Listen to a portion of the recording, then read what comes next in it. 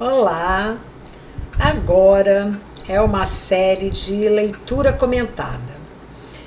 Para começar, escolhi uma leitura, uma página do livro Jesus no Lar, que é a psicografia do Chico pelo espírito Neio Lúcio. Escolhi o item 25, a visita da verdade. Certa feita, disse o mestre que só a verdade fará livre os homens.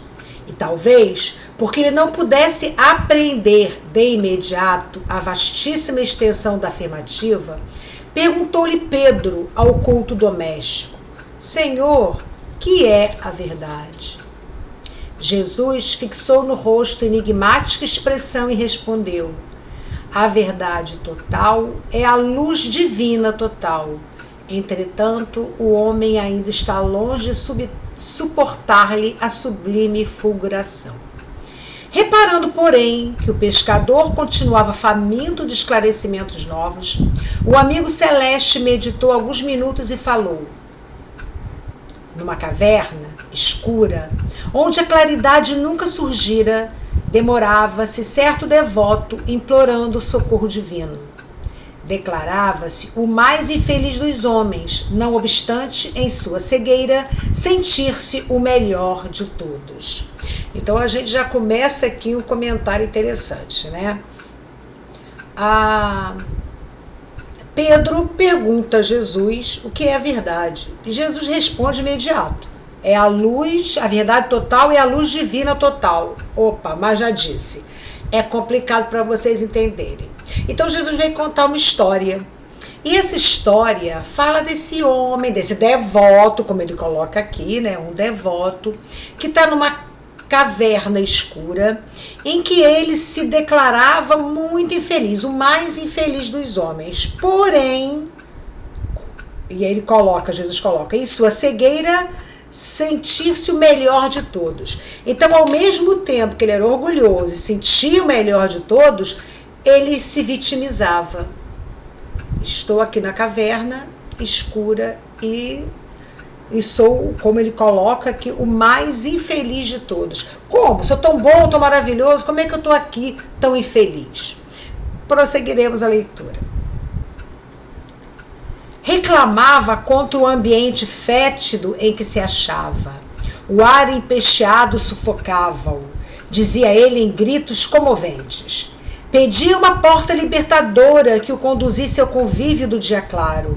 Afirmava-se robusto, apto, aproveitável. Por que motivo era conservado ali, naquele isolamento doloroso?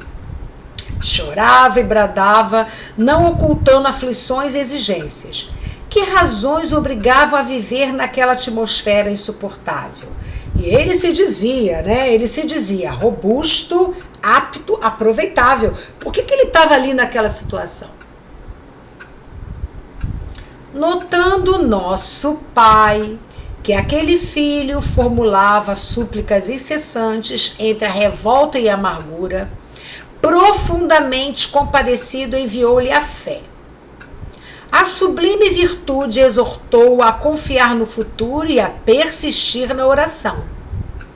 O infeliz consolou-se de algum modo, mas a breve tempo voltou a lamuriar. Então vamos lá. Deus Pai não nos desampara e aí mandou uma grande amiga. E ele chama aqui, né, a sublime virtude, a fé, que ensina o quê? A calma, a confiança, aguarda, espera. E ele no momento, olha lá, o infeliz consolou-se de algum modo, mas em breve tempo voltou a lamuriar. Como ele não conseguiu entender a fé como algo que estava nele, ele volta a reclamar. Voltou à situação anterior. Então a primeira visita é a visita da fé. Queria fugir ao monturo, e como se lhe aumentassem as lágrimas, o Todo-Poderoso mandou-lhe a esperança. A emissária afagou-lhe a fronte suarenta e falou-lhe da eternidade da vida, buscando secar-lhe o pranto desesperado. Para isso, rogou-lhe calma, resignação, fortaleza. O pobre pareceu melhorar, mas decorridas algumas horas, retomou a lamentação. Não podia respirar, clamava em desalento. Então, o que acontece aqui? Ele mandou a fé, não foi acolhida. Ele manda a esperança. E a esperança chama para quê? Para calma, para resignação, para fortaleza. É esperança, tem futuro, vem coisa boa, aguarda. E ele faz o quê? Primeiro, o pobre pareceu melhorar. Então a visita da esperança, uma faísca de esperança, deu uma revigorada nele. Mas não demorou nada, gente. Decorridas algumas horas, retomou a lamentação.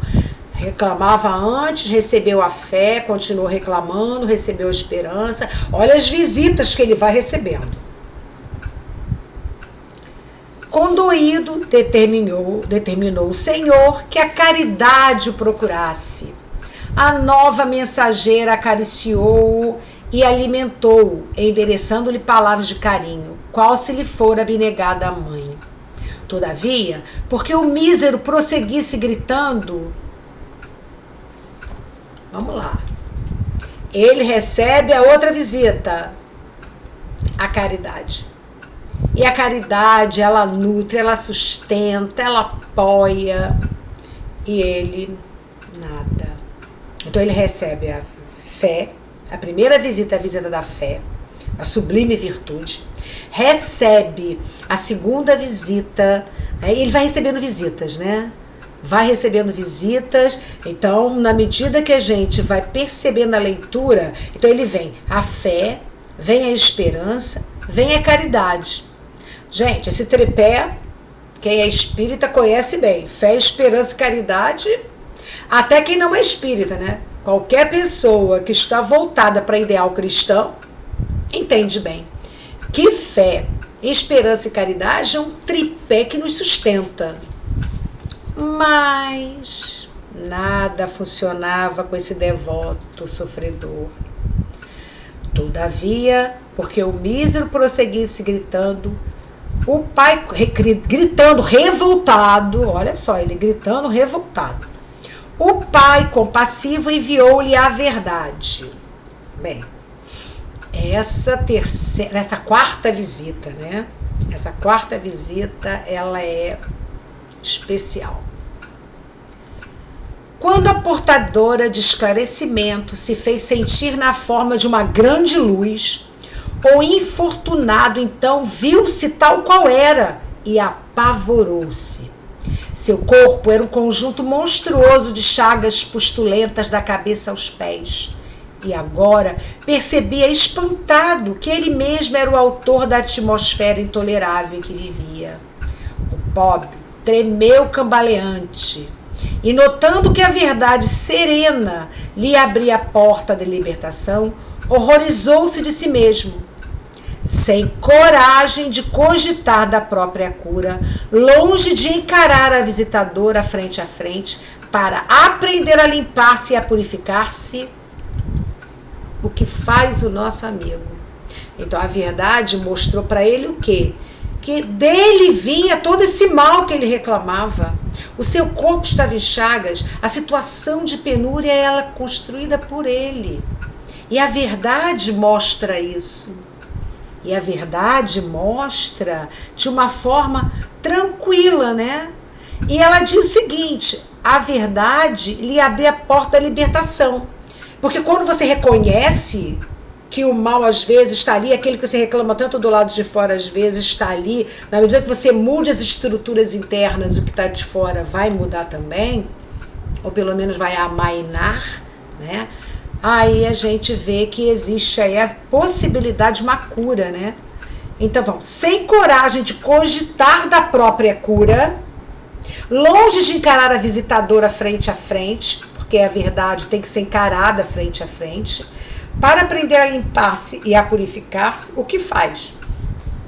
Fugiu espavorido em busca de outra furna, onde conseguisse esconder a própria miséria que só então reconhecia.